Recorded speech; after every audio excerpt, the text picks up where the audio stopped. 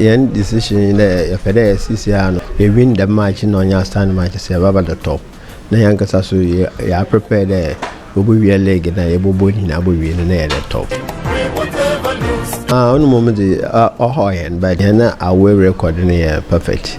And see, I want to contract behind Obia in Bobia prepare there, Kotokongo Teddy. Maybe obey Bia, but too much and obey. But you also me everywhere in there, fair officiating. In your fair officiating, I only died and I will win match. Okay, I heard Mama CCR no on your bed in your phone to strike and continue. Yeah, Methodist now practice how I would to want to have one Methodist national go.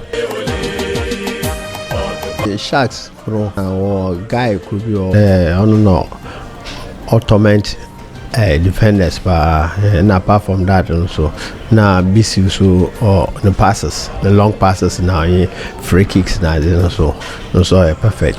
Now you ever find way I want to commit infringement or 18 now buenos are always speeding defenders are always speed or work.